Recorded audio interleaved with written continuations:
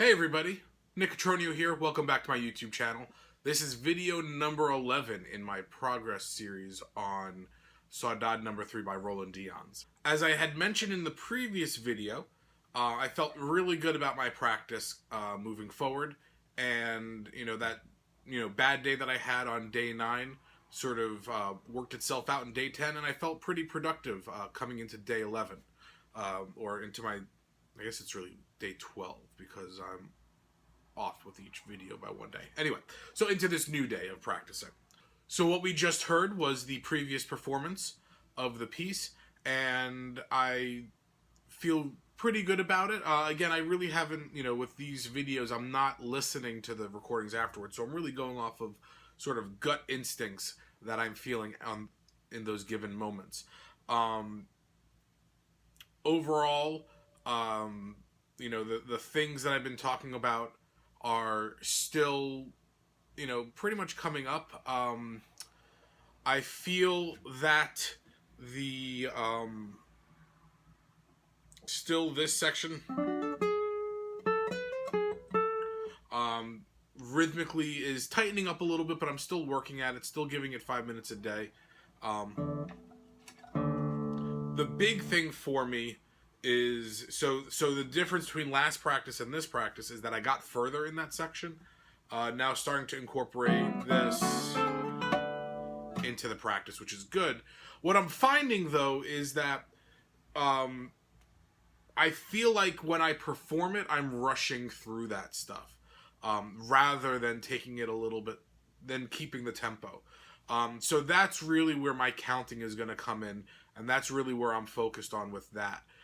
Every day that I practice it, I get a little bit more, like a little bit further through that section.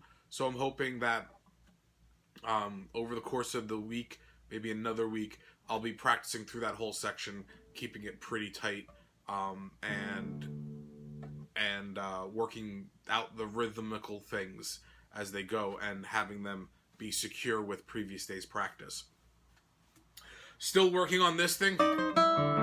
So my big thing with that last lick is just being able to nail it every time that I have it. Something that I realized, car go by. Something that I realized in the practice is that I was kind of rushing through that. So I'm really trying to stay locked into that tempo. It's not too fast. It's at 66 to the quarter. So I feel like I tend to push that. And that's probably part of the cause of falling over that a little bit. Going into the next section, into the dance section, what I worked on there was still my letter names, and I realized that even at 60 to that quarter note, the letter names are not easily said. So actually right now how I'm working on that is I'm doing 3 times in a row with each 4 measure phrase, and I'm actually saying the letter names at 8th note equals 60. To give me time to get those letter names out of my mouth and get comfortable saying them. I get tongue-tied with it. And there are certain note combinations that don't speak and don't come out of my mouth easily. And I'm really focused on keeping that super precise. Obviously, I'm not performing it at 8th note equals 60. But that's where that memory work is coming into play. I was able to get through the whole A theme this time rather than just a part of it. So I will continue on with that. The slower tempo really aids in my ability to be successful or not. The hammer-ons from nowhere section.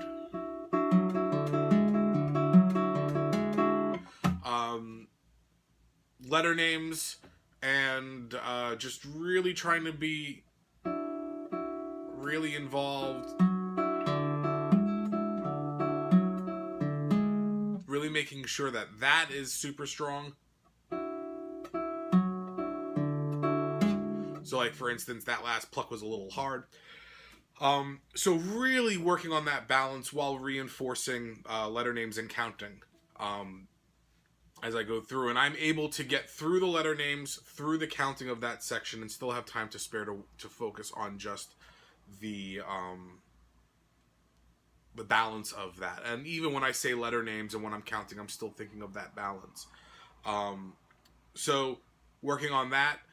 And then going into the third section, so I learned 2 new lines, which is what I wanted as my goal. And with those 2 new lines, I really tried to focus on integrating it into the rest of the piece. I think that was part of my issue, is that I wasn't really focused on integrating things into the music. So I really focused on that. This part.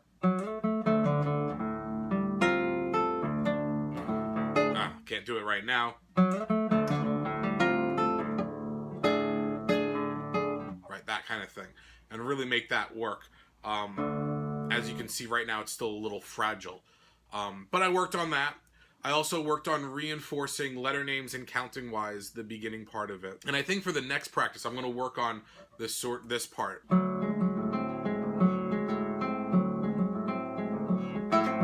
That part, really reinforcing that. There's a lot of notes in there. And it's really like an arpeggio pattern sort of thing. There's really no like melody. It's just sort of this, you know, groove.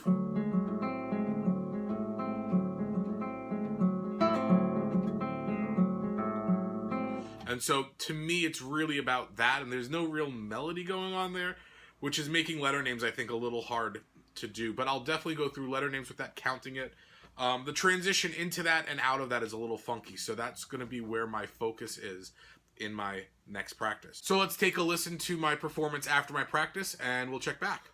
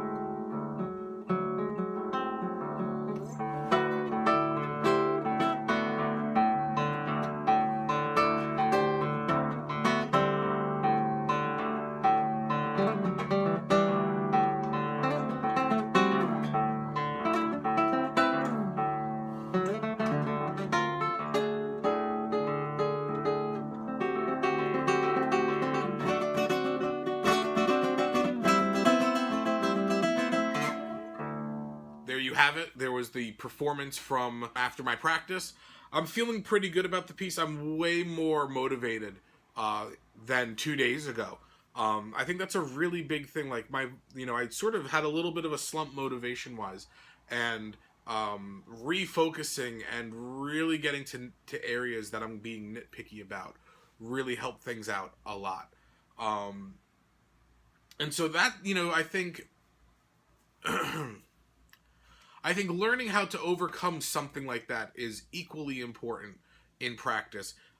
I think it's important to share it with everybody because it's something that we don't normally hear people talk about practicing, about becoming demotivated in what you're doing, and then ultimately how do you overcome that. So, where I was in video 9, I really felt awful about that practice session, really didn't feel like there was anything productive happening. And now 2 days later, I'm feeling really, really good about what I'm doing. On track to finishing this section up to the lento section by the end of my practice week, by practice video 14. And I'm going to learn two more lines, and I'm going to work on solidifying everything that I have, buttoning up some areas, especially the transition here. That little transitional spot into that section. Thanks again for watching this video, and if you've been following the series up till now, thanks for your support. Be sure to subscribe if you haven't done so already, and hit that bell notification button so that way you get notified every time I release a video. If you have any suggestions, comments, or want to start a dialogue about any of the things that I've mentioned in my practice videos, feel free to go ahead and leave those comments down below. I'll either respond directly or I'll mention it within a video. So thanks again for watching, everybody, and see you guys in the next video.